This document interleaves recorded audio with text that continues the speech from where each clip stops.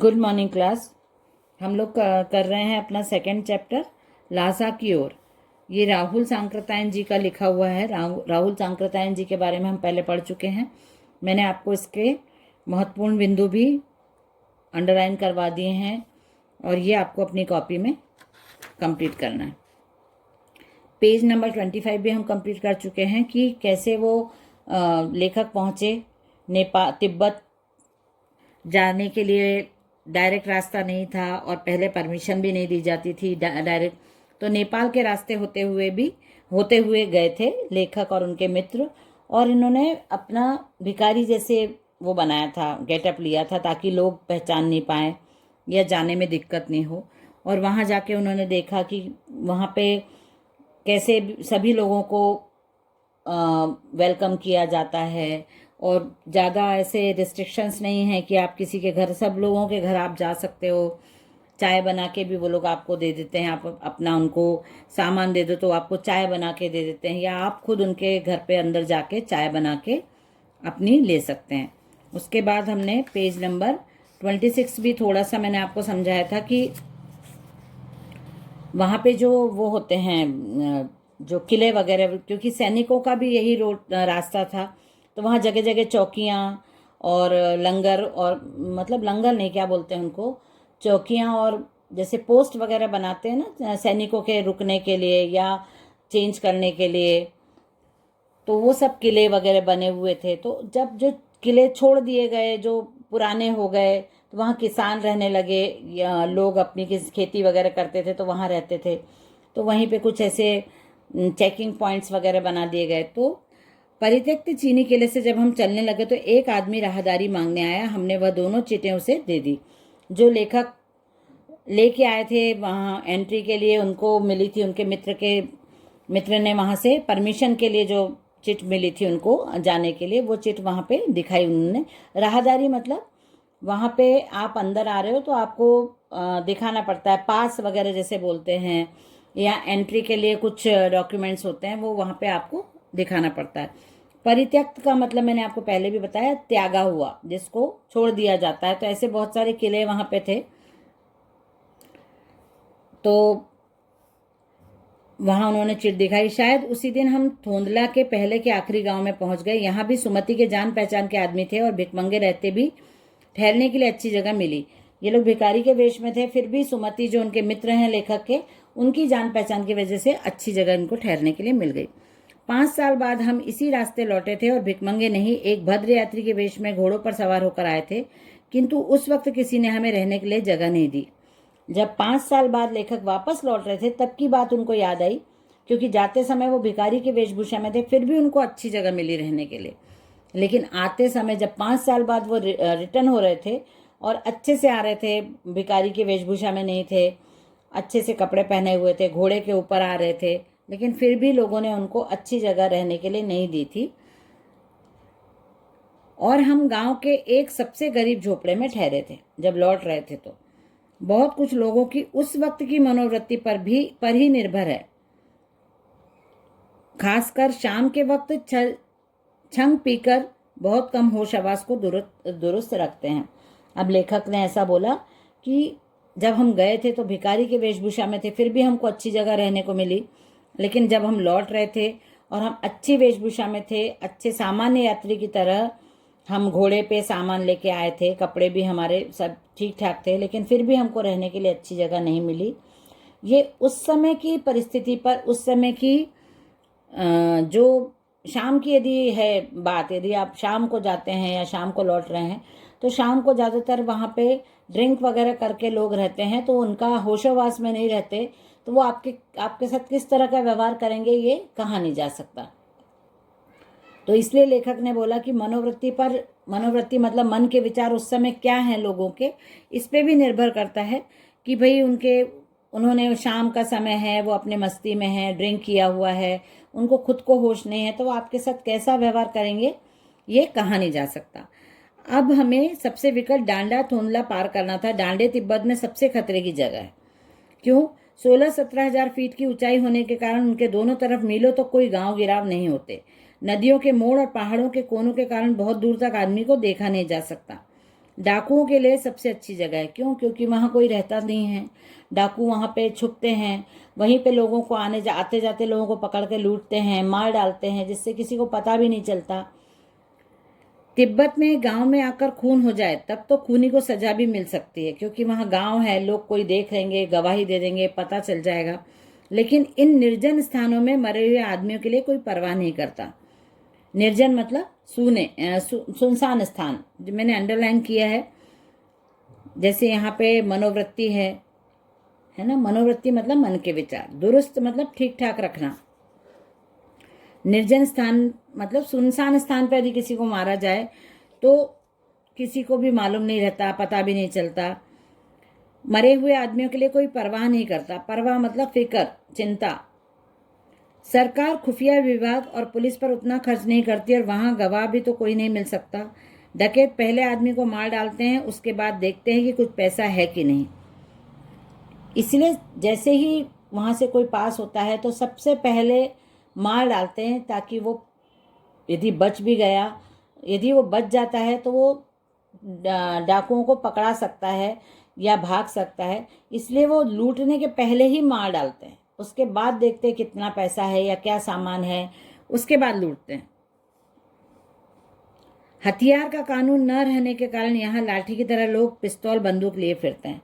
यहाँ पे हथियार के लिए कोई कानून नहीं है कि आपको परमिशन लेके बंदूक खरीदना है, पिस्तौल खरीदना है। आराम से लोग अपने पास अपनी सेफ्टी के लिए, सुरक्षा के लिए बंदूक और पिस्तौल लेकर चलते हैं। डाकू यदि जान से न मारे तो खुद उसे अपने प्राणों का खतरा है, वो अपने सुरक्षा के लिए वो लोग रखते हैं। गांव में हमें मालूम हुआ कि पिछले ही साल थोंदला के पास खून हो गया। शायद खून की हम उतनी परवाह नहीं करते, क्योंकि हम भिखमंगे थे और जहां कहीं वैसी सूरत देखते टोपी उतारकर जीभ निकालकर कुची कुची एक पैसा कहते भीख मांगने लगते। लेखक ने बोला कि हमको ज़्यादा डर नहीं था, क्योंकि हम भिखारी की वेशभूषा में थे और हमको ऐसा कोई लगता कि ये डाकू है या हमको लूट सकता है या हमको यहाँ लूटा जा सकता है, तो हम अपनी भिखारी वाली हरकत करने लग जाते थे। कुची कुची मतलब प्लीज़ प्लीज़, दया दया करके कोई पैसा दे दो, ऐसा बोल के वो वहाँ पे भीख मांगना हम चालू कर देते थे। लेकिन पहाड़ की ऊंची चढ़ाई थी, पीठ पर सामान लाद कर कैसे चलते, और अगला पड़ाव 16-17 मील से कम नहीं था। मैंने सुमति से कहा कि यहाँ से लंकोर तक के लिए 2 घोड़े कर लो, सामान भी रख लेंगे और चढ़े चलेंगे। लेखक ने सुझाव दिया कि यहाँ से हम कैसे चलेंगे, बहुत ऊंची खड़ी चढ़ाई है, हमारे पास सामान भी है, तो हम ऐसा करते हैं घोड़े कर लेते हैं, घोड़े पे बैठ के और घोड़े पर सामान लाद के हम इस चढ़ाई को पार कर लेंगे। लेखक ने पूरा तिब्बत घूमा था, इसलिए वो एक गांव से दूसरी गांव, एक जगह से दूसरी जगह जाते जा रहे थे। पेज नंबर 27 हम रीड करेंगे। दूसरे दिन हम घोड़ों पर सवार होकर ऊपर की ओर चले। अब उन्होंने घोड़े कर लिए और उस पर सामान रख लिया और चढ़ने लगे। डांडे से पहले एक जगह चाय पी और दोपहर के वक्त डांडे के ऊपर जा पहुंचे। डांडे एक जगह का नाम है जो 16-17 किलोमीटर है, मतलब मील है, इसलिए उन्होंने घोड़े कर लिए और चढ़ाई चढ़ के जाना था, तो घोड़ों पे सामान लाद के और वो चले गए। हम समुद्र तल से 17,000 फीट ऊंचे खड़े थे, इतना ऊपर था वो, 17,000 फीट ऊपर। हमारी दक्षिण, दक्षिण मतलब दक्षिण, साउथ, तथा पूरब से पश्चिम, पश्चिम, पश्चिम मतलब पश्चिम, वेस्ट की ओर हिमालय के हजारों श्वेत शिखर चले गए थे। श्वेत मतलब सफेद। वहां से साउथ और वेस्ट की ओर जब देखा लेखक ने, तो क्या देखा कि हिमालय के जो सफेद पर्वत हैं वो फैले हुए हैं। भीटे की ओर दिखने वाले पहाड़ बिल्कुल न, भीटे मतलब भीटे यहाँ पे बताया है, इसका वर्ड मीनिंग दिया है भीटे का, मैं देख के आपको भीटे बताती हूँ। टीले के आकार का सा ऊंचा स्थान। अच्छा, भीटे की ओर दिखने वाले पहाड़ बिल्कुल मतलब जो छोटे, मतलब थोड़े से पहले उन्होंने देखा तो टीले जैसे पहाड़ बने हुए थे, वो बिल्कुल नंगे थे, मतलब न वहाँ बर्फ की सफ़ेदी थी, ना किसी तरह की हरियाली, ना कोई पेड़ पौधे थे उस पहाड़ों पे, वो टीले के जैसे बने हुए थे। उत्तर की तरफ बहुत कम बर्फीली चोटियां दिखाई पड़ती थी। सर्वोच्च मतलब सबसे ऊंचे स्थान पर डांडे के देवता का स्थान था, जो पत्थरों के ढेर, जानवरों के सींगों और रंग बिरंगे कपड़े की डंडियों से झंडियों से सजाया गया था, क्योंकि वो वहाँ के गांव के देवता का स्थान था और उसको थोड़ा अलग बनाने के लिए पत्थरों के ढेर से और जानवरों के सींग, रंग बिरंगे कपड़ों की झंडियां बना के कि उसको ऐसा दिखे वो कि वो पूजा का स्थान है, इसलिए उसको सजा दिया था। अब हमें बराबर उतराई पर चलना था। चढ़ाई तो कुछ दूर थोड़ी मुश्किल थी, लेकिन उतराई बिल्कुल नहीं, क्योंकि चढ़ते समय उनको फोर्स लग रहा था और उतरते समय तो वो आसानी से उतर रहे थे। शायद एक दो और सवार साथी हमारे साथ चल रहे थे। मेरा घोड़ा कुछ धीमे चलने लगा। मैंने समझा कि चढ़ाई की थकावट के कारण ऐसा कर रहा है और उसे मारना नहीं चाहता था। धीरे धीरे वह बहुत पिछड़ गया और मैं दोनकिव वस्तुओं की तरह अपने घोड़े पर झूमता हुआ चला जा रहा था। जान नहीं पड़ता था कि घोड़ा आगे जा रहा है या पीछे। अब ये दोनकी वस्तु जो लिखा है, इसको हम पीछे वर्ड मीनिंग में देखेंगे इसका मीनिंग क्या है, लेकिन इनका घोड़ा बहुत धीरे धीरे चल रहा था तो ये पिछड़ गए थे। जब मैं जोर देने लगा तो वह और सुस्त पड़ जाता। एक जगह दो रास्ते फूट रहे थे, मतलब एक जगह जब वो पहुंचे तो दो रास्ते दिखाई दिए और मैं बाएं रास्ता ले मील 1.5 मील चला गया। इन्होंने बाएं रास्ता पकड़ लिया जो गलत इनको ले गया और ये रास्ता भटक के दूसरे रास्ते पर चले गए। इनको जाना था दाएं। आगे एक घर में पूछने से पता चला कि लंकोर का रास्ता दाहिने वाला था। इनको लंकोर जाना था और इनको राइट साइड लेना था, इन्होंने लेफ्ट साइड ले लिया था। फिर लौटकर उसी को पकड़ा। 4-5 बजे के करीब में गांव से मील भर था तो सुमति इंतजार करते हुए मिला। जब मैं पहुंचने वाला था गांव तक, तब वहां पे सुमति इनका वेट करते हुए मिले। मंगोलों का मुंह वैसे ही लाल होता है। मंगोल एक जाति होती है, वो यहाँ मतलब ये तिब्बत साइड के ही लोग होते हैं, उनका मुंह लाल होता है। इसलिए लेखक ने यहाँ पे लिखा मंगोलों का मुंह वैसे ही लाल होता है। और अब तो वह पूरे गुस्से में था। मतलब जो उनके मित्र थे सुमति, वो मंगोलियन थे और गुस्सा आ रहा था उनको, क्योंकि लेखक पीछे रह गए थे और उनको वेट करना पड़ रहा था, तो वो और गुस्से में लाल हो गए थे। उन्होंने कहा, मैंने 2 टोकरी कंडे फूंक डाले, 3-4 बार चाय को गर्म किया कि भाई अब आ जाएंगे लेखक, अब आ जाएंगे। वेट करते रहे वहाँ पे और कंडे जला जला के चाय गर्म कर रहे थे। देख नहीं रहे हो कैसा घोड़ा? लेकिन मैंने बहुत नरमी से जवाब दिया। लेखक ने शांति से बोला कि लेकिन मेरा कसूर नहीं है मित्र, देख नहीं रहे हो कैसा घोड़ा मुझे मिला है? मैं तो रात तक पहुंचने की उम्मीद रखता था। लेखक ने बोला कि ऐसा घोड़ा मेरा है तो मुझे लग रहा था कि मैं शायद रात तक ही तुमसे मिल पाऊंगा। खैर, सुमति को जितनी जल्दी गुस्सा आता था उतनी ही जल्दी वह ठंडा भी हो जाता था, तो सुमति का गुस्सा भी शांत हो गया था। लंकोर में वह एक अच्छी जगह पर ठहरे थे। यहाँ भी उनके अच्छे यजमान थे। पहले चाय सत्तू खाया गया, रात को गर्मा गर्म थुक्पा मिला।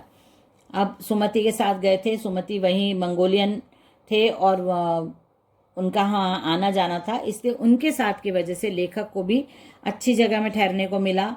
खाने को भी, स्वागत भी अच्छा हुआ, चाय वगैरह मिली उनको और शाम को भी अच्छा उनको खाने को मिला। ये पेज हमने 26-27 आज कंप्लीट किया है। पेज 25 हम ऑलरेडी पहले कंप्लीट कर चुके थे। और जो मैंने कुछ वर्ड्स यहाँ पे अंडरलाइन किए हैं, इनको आपको लिखना है। श्वेत, सर्वोच्च, पश्चिम, दक्षिण। और ये पेज नंबर 26 पे मैंने लगाए हैं परित्यक्त, भिकमंगे, मनोवृत्ति, दुरुस्त, निर्जन, परवाह। इनके मीनिंग भी आपको बताती गई हूँ मैं। परित्यक्त मतलब जिसको त्याग दिया जाता, त्यागा हुआ। भिकमंगे, भिकारी। मनोवृत्ति, मन के विचार। दुरुस्त, ठीक ठाक रखना। निर्जन, सुनसान। परवाह, फिक्र या चिंता। श्वेत, सफेद। दक्षिण, दक्षिण। पश्चिम, पश्चिम। सर्वोच्च, सबसे ऊंचा। और ये दोनकी वस्तु है, दोनकी कस्तो। ये पीछे देखते हैं इसका क्या मीनिंग है। यहाँ पे वर्ड मीनिंग दिए हुए हैं, वो भी आप लोगों को कल मैं दूंगी, तो आप लोग अपनी कॉपी में उतार लेना। कल हम ये चैप्टर कंप्लीट करेंगे। दोनकी वस्तु ये है, लिखा है यहाँ पे। स्पेनिश उपन्यासकार सार्वेंतेज 17वीं शताब्दी के उपन्यास डॉन क्विक्सोट का नायक, जो घोड़े पर चलता था। अब ये इसलिए यहाँ पे नाम दिया क्योंकि वो जो हीरो था उपन्यास का, वो घोड़े पे ही चलता था, इसलिए लेखक ने यहाँ पे अपने आप को दोनकी कस्तों की तरह बताया है। तो ये चैप्टर यहाँ पे हमारा ख़त्म हो जाता है। चैप्टर नहीं मतलब क्लास ख़त्म हो रही है और चैप्टर हम कल कंप्लीट करेंगे। ओके, चलिए बाय एवरीवन।